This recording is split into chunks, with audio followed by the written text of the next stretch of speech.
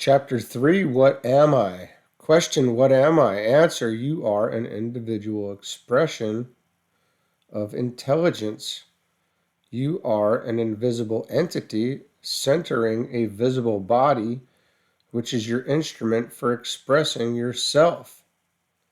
Your individuality is the sum total of every thought you have ever had since your beginning as a single cell of protoplasm, which desired to be a bigger and better cell. It is commonly believed that the visible body is the individual entity, instead of the invisible intelligence which centers and controls it. Therefore, it is imperative to fully understand the relationship between the two. Whatever your body is, you are the cause of it. Material bodies cannot be even grow or live and die or decay of themselves alone. You cannot even lift your little finger without desire, telegraphed to it by your intelligence through your brain along a nerve wire.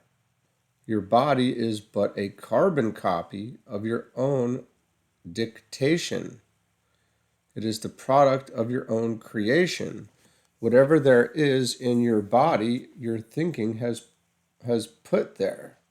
If you listen to a tape recording of your voice and find it interrupted by a cough or sneeze, you know that you put that cough or sneeze into it. People are seemingly totally unaware that emotions of sorrow, frustration, worry, anger, fear, unkindness, or any other inharmonious thought will as automatically be recorded in their bodies as the cough or sneeze is recorded on their tape recorder. That is why people often say when illness afflicts them, "How can this happen to me?" They never realize that somewhere, at some time, they themselves have either planted the seed for it by their own thinking or by the many causes outside of themselves in their environment from which no human can completely immunize himself. Your personality is what you cause it to be. You have complete control over that. Your body is what your limited control makes it become, but your environment very strongly affects your ability to completely control it. Your power of control is measured by your knowledge. You have probably never thought of that. Outside environment shares control with you in such ills as colds, malaria, typhus, and other contagions, but the so-called degenerative diseases such as cancer, stomach ulcers, tumors, and heart disease are completely under your control and therefore self-inflicted. Knowledge of their cause, however, will give you the power to cancel them by reversal of the process which created them. 2 complete chapters are devoted to this subject later. We even give names to our bodies with the belief that the body named Anna or John is the individual person. We do not give thought to the invisible soul, which is the source of our individuality. Individuality means separateness or the difference in personalities. We see the difference in people only through the manifestations of their thoughts as they express them in action. For that reason, it is quite natural that we attribute the individuality to the body. All individuals have different desires. Their thoughts express their desires. The body automatically records the image of their desires. The individual who would think inventive thoughts differs from the individual who would be satisfied on an assembly line. The assembly line worker does not look like the inventor. His thoughts would create a different type. Each individual becomes what he thinks. No two people have ever thought the same combination of thoughts. That is why there can be no two individuals who are exactly alike. A man who loves the works of Shakespeare, Tennyson, Beethoven, Mozart, and Raphael has an entirely different individuality from one whose desires run to murder stories, detective stories, prize fights, or other sensuous pleasures. You cannot see the thoughts or desires of either of these two individuals, but you can observe their personalities. Every individual expresses his personality through everything he does, whether it is a visible or invisible action. A personality can be judged by his postures and gestures, by his actions alone, and in public, his reaction when he wins or loses a game, his appreciation or lack of interest in cultural things, his generosity, friendliness, or selfishness, and a host of other visible evidences of his character. There are countless invisible evidences, however, such as the way he expresses himself in letters, how he answers the telephone, or words a telegram. Even his handwriting gives strong evidence of his innate individuality. All these visible and invisible evidences are proof that no man can avoid revealing his thoughts to his fellow man. The individual whose desire is prize fighting or wrestling makes the type of body which tells the world what kind of individual he is. No one would mistake him for a poet or a typist. Likewise, the man who desires to be a runner will make his body into the lithe form of a runner. Very few people realize that their thoughts and desires are immediately stamped on their faces and bodies. A happy individual who has high sense of humor attracts others to him. The corners of his mouth turn upward and his eyes twinkle in friendliness. Such an individual makes many friends because he has friendly thoughts and desires.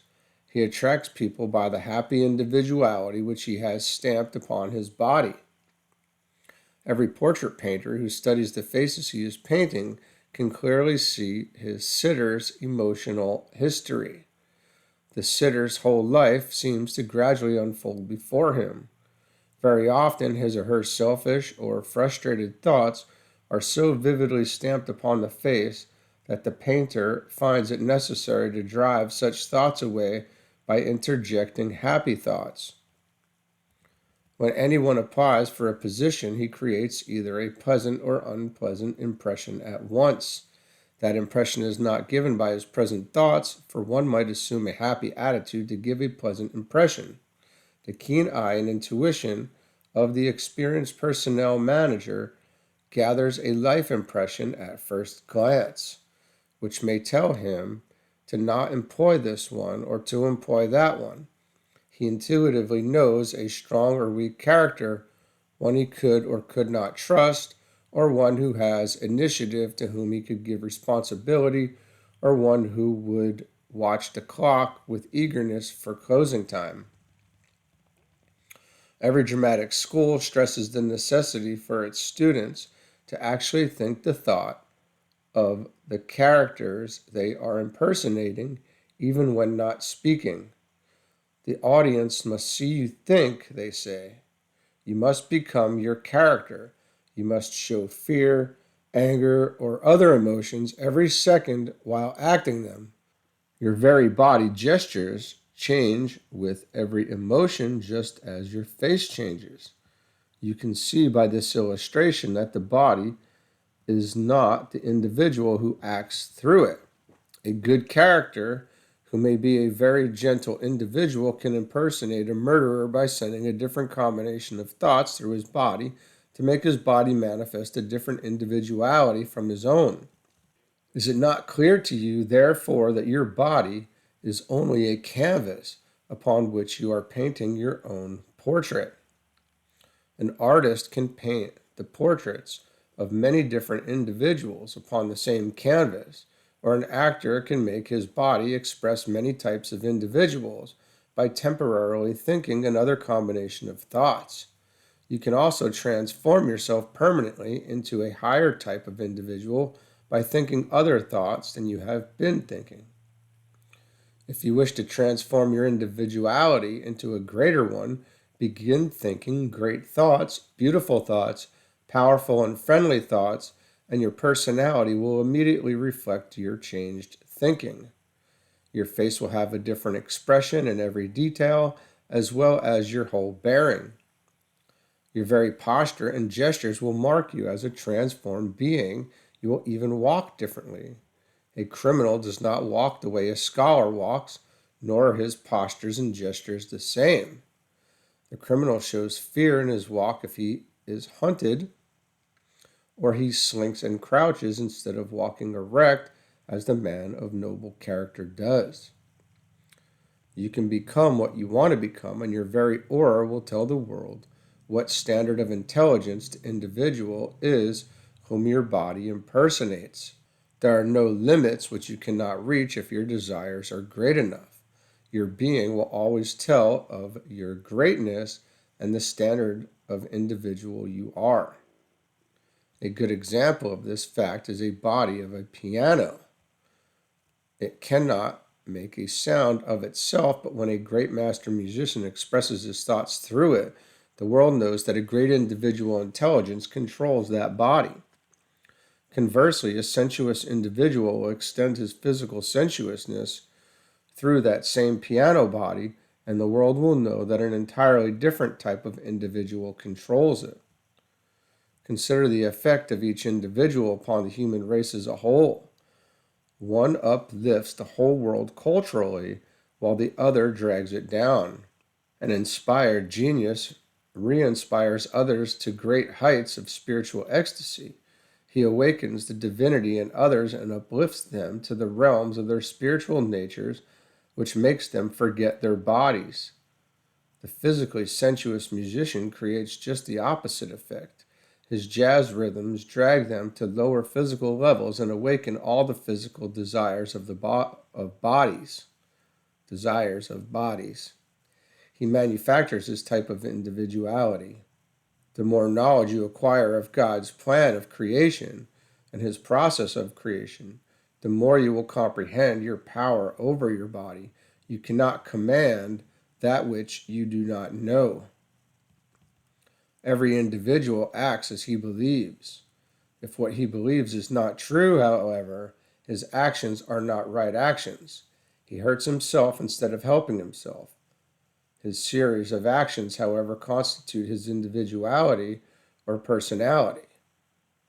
The greater your knowledge of what you are, the greater your conscious intelligence can build and control a body to manifest your individual intelligence.